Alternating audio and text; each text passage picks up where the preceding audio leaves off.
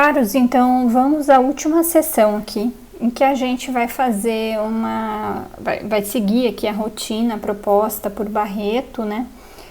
Que vai estimar o carbono da árvore pinhal bravo regular, tá? Para isso, você precisa de duas informações.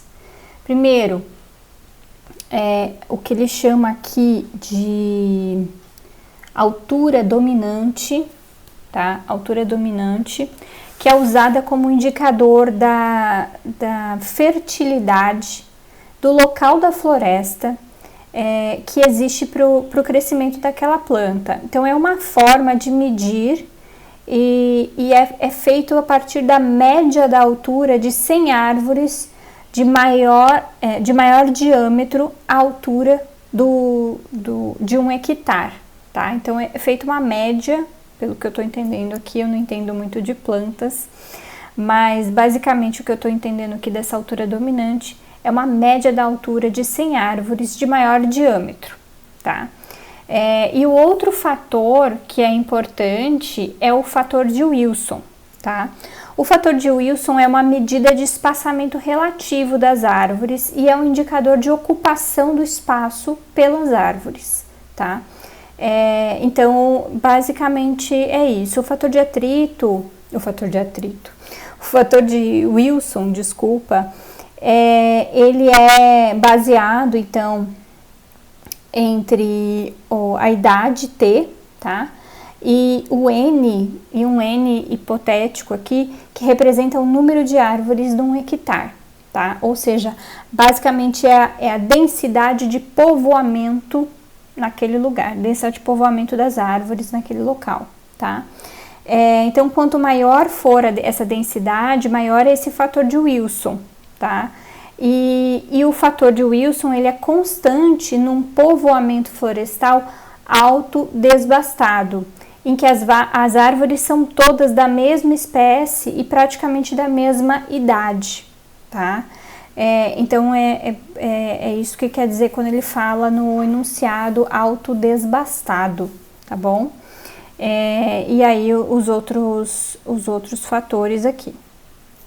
Bom, basicamente, ele precisa, aqui, né, nesse programa, a ideia, como ele é português, ele escreve factor.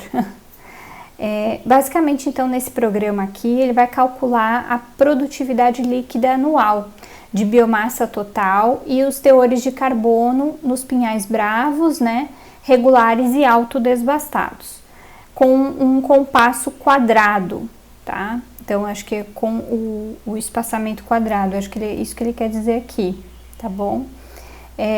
E aí, a ideia é trabalhar com um artigo que ele cita aqui, que é de Lopes e Aranha, de 2006, dados desse artigo, tá? Então, primeiro eu tenho que declarar essa função, que é a função, então, dessa altura dominante IF, que é o fator de Wilson, tá?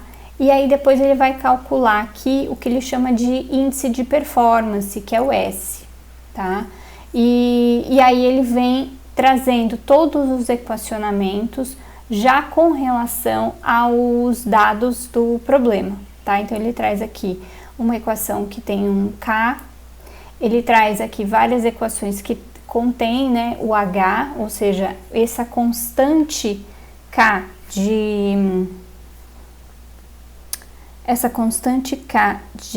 da projeção do povoamento, né, da ideia de povoamento, ela está envolvida, então, com esse fator de Wilson.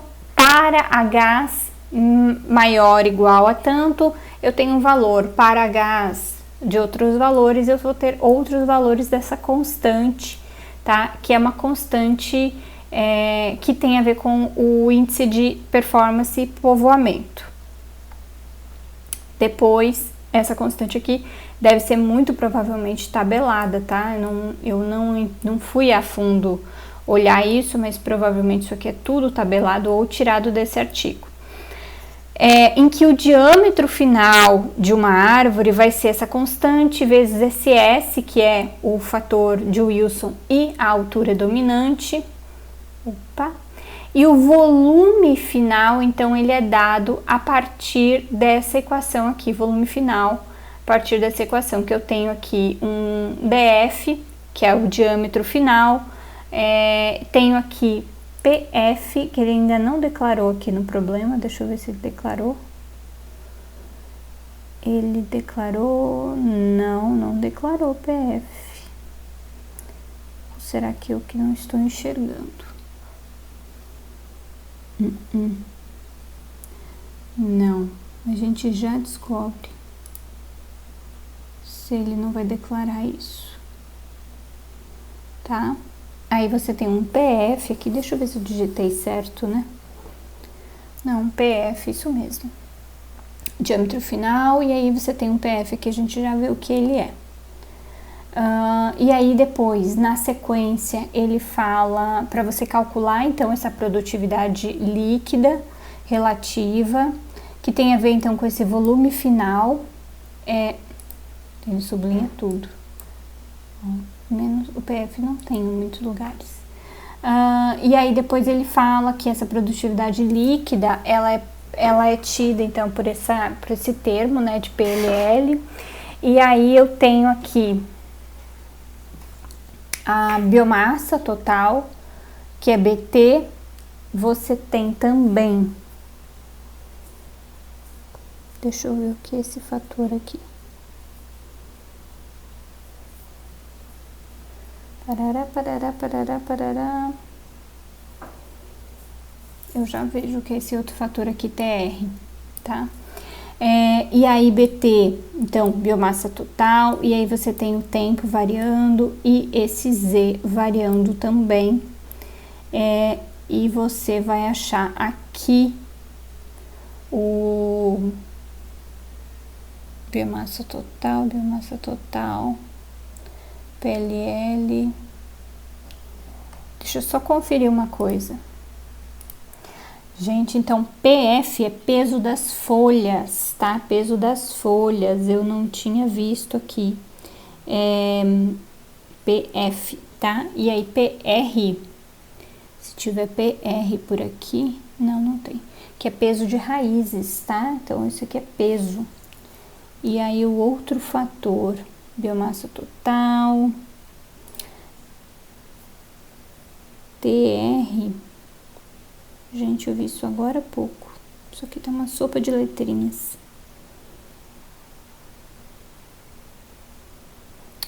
Não consegui achar, mas mas tem a ver com as raízes também. Tem a ver com as raízes. Bom, depois que ele declara, então, todos esses fatores, tá? Que vão te dar a projeção do povoamento das árvores naquela região. Todos os índices, todos os fatores, certinho. Aí eu tenho que plotar os gráficos de tudo isso que eu quero, tá? Então eu quero aquela produtividade líquida, carbono na produtividade líquida, idade, anos, e aí eu quero também carbono na biomassa total na idade de 10 anos. Então eu tenho que cada um desses gráficos vai me dar informação sobre esse problema, tá? Vou salvar aqui mais uma vez e vou executar. Você vai reparar que lá no console vai te perguntar quem é, então eu tenho que digitar F, abre parênteses, 20,0.19, tá? Digitei isso e ele automaticamente já me dá aquele gráfico que também tá lá naquela apostila do Barreto, tá? Então aqui você tem todas as quantidades por hectare ano, tá? Por idade das plantas, biomassa total também, quantidade de carbono, né? Por hectare, tá? E aí para cada um desses fatores, na produtividade líquida e na biomassa total. Então a quantidade de carbono, né, com relação aos anos, ela diminui, né, com o passar dos anos dentro das árvores. E aqui na biomassa total só aumenta, tá? Então, interessante você fazer essas inferências, essas observações e tal. Deixa eu fazer uma observação aqui, que a hora que eu estava digitando, no meu Scilab, aqui, tá? Tava escrito Eval no do livro do Barreto, tá? Mas o Eval não deu certo para mim, ok? Então eu fui lá no Scilab digitei Scilab, Eval, o que é? Então é avaliação de uma matriz, tá? Então, a avaliação de uma matriz, geralmente a gente utiliza isso aqui sob a circunstância, né, de plotar. A outra opção seria dado aqui, né? Então, eu peguei outra expressão e joguei aqui e deu certo, tá? Eu acho que é só uma questão de compatibilidade de Scilab, ok? Isso é uma questão de compatibilidade de Scilab. Eu não sei se eu tinha mais alguma coisa para comentar, mas a princípio era isso, né? Essas rotinas super longas, assim, e de muita profundidade técnica em uma área só, elas são importantes só para quando você vai, assim, fazer uma correlação com o teu caso, com o teu estudo de caso e tal. Então é importante você observar para depois montar o seu caso em específico, né? Então, toda essa parte aqui que corresponde à parte de if,